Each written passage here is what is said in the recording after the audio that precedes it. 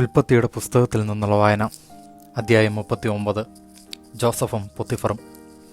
ജോസഫിനെ അവർ ഈജിപ്തിലേക്ക് കൊണ്ടുപോയി. അവനെ അവിടെ കൊണ്ടുചെന്ന ഇസ്മായേലിയരുടെ അടുക്കൽ നിന്ന് ഫറവോയുടെ ഒരു ഉദ്യോഗസ്ഥനും കാവൽപ്പടയുടെ നായകനുമായ പൊത്തിഫർ അവനെ വിലയ്ക്ക് വാങ്ങി. കർത്താവ് ജോസഫിൻ്റെ കൂടെ ഉണ്ടായിരുന്നു. എല്ലാ കാര്യങ്ങളിലും അവന് ശ്രേയസ്സുണ്ടായി. ഈജിപ്തുകാരനായ യജമാനൻ്റെ വീട്ടിലായിരുന്നു അവൻ. കർത്താവ് അവൻ്റെ കൂടെ ഉണ്ടെന്നും അവൻ ചെയ്യുന്നതൊക്കെ അവിടുന്ന് മംഗളകരമാക്കുന്നുവെന്നും അവൻ്റെ യജമാനന് മനസ്സിലായി. അവൻ യജമാനൻ്റെ പ്രീതിക്ക് പാത്രമായി. അവൻ പൊത്തിഫറിനെ ശുശ്രൂഷിച്ചു. തൻ്റെ വീടിൻ്റെ മേൽനോട്ടവും തനിക്കുള്ള എല്ലാറ്റിൻ്റെയും ചുമതലയും അവൻ ജോസഫിനെ ഏൽപ്പിച്ചു. ആ ഈജിപ്തുകാരൻ്റെ വീടിൻ്റെ മേൽ നോട്ടവും തനിക്കുള്ള എല്ലാറ്റിൻ്റെയും ചുമതലയും ജോസഫിനെ ഏൽപ്പിച്ച നാൾ മുതൽ ജോസഫിനെ ഓർത്ത് കർത്താവ് അവൻ്റെ വീടിനെ അനുഗ്രഹിച്ചു. അവൻ്റെ വീട്ടിലും വയലിലുമുള്ള എല്ലാറ്റിൻ്റെയും മേൽ കർത്താവിൻ്റെ അനുഗ്രഹമുണ്ടായി. അവൻ തൻ്റെ വസ്തുക്കളെല്ലാം ജോസഫിനെ വരമേൽപ്പിച്ചതിനാൽ ഭക്ഷണത്തിനല്ലാതെ മറ്റൊന്നിലും അവന് ശ്രദ്ധിക്കേണ്ടിയിരുന്നില്ല. ജോസഫ് വടിവൊത്ത ശരീരമുള്ളവനും സുമുഖനുമായിരുന്നു. കുറച്ചു നാൾ കഴിഞ്ഞപ്പോൾ അവൻ്റെ യജമാനൻ്റെ ഭാര്യയ്ക്ക് അവനിൽ അഭിലാഷം തോന്നി. എൻ്റെ കൂടെ ശയിക്കുക അവൾ അവനോട് ആവശ്യപ്പെട്ടു. പക്ഷേ അവൻ വഴങ്ങിയില്ല.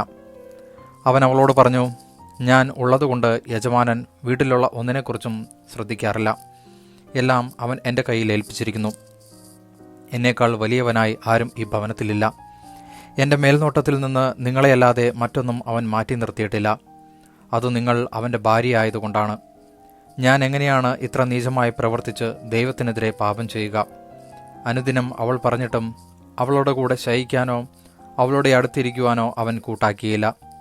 ഒരു ദിവസം ജോസഫ് ജോലി ചെയ്യാനായി വീടിനുള്ളിൽ പ്രവേശിച്ചു. വേലക്കാർ ആരും അകത്തില്ലായിരുന്നു. അപ്പോൾ അവൾ അവൻ്റെ മേലങ്കിയിൽ കടന്നു പിടിച്ചുകൊണ്ട് പറഞ്ഞു, എൻ്റെ കൂടെ ശയിക്കുക.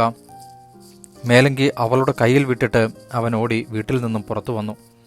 കുപ്പായം തൻ്റെ കയ്യിൽ വിട്ടിട്ട് അവൻ വീടിന് പുറത്തേക്ക് ഓടിയെന്ന് കണ്ടപ്പോൾ അവൾ വീട്ടിലുള്ളവരെ വിളിച്ചു പറഞ്ഞു, നമുക്ക് അപമാനം വരുത്താൻ ഇതാ ഒരു ഹെബ്രായനെ കൊണ്ടുവന്നിരിക്കുന്നു. എന്നോടൊത്ത് ശയിക്കാൻ അവൻ എന്നെ സമീപിച്ചു. എന്നാൽ ഞാൻ ഉച്ചത്തിൽ നിലവിളിച്ചു. എൻ്റെ നിലവിളി കേട്ടപ്പോൾ അവൻ പുറങ്കുപ്പായം എൻ്റെ അരികിലിട്ടിട്ട് ഓടി വീട്ടിൽ നിന്ന് പുറത്തു കടന്നു. അവൻ്റെ യജമാനൻ തിരിച്ചു വരുവോളം അവൾ ആ കുപ്പായം സൂക്ഷിച്ചു. അവൾ അവനോട് ഇപ്രകാരം പറഞ്ഞു, അങ്ങ് കൊണ്ടുവന്ന ഹെബ്രായ വേലക്കാരൻ അപമാനിക്കാനായി എന്നെ സമീപിച്ചു.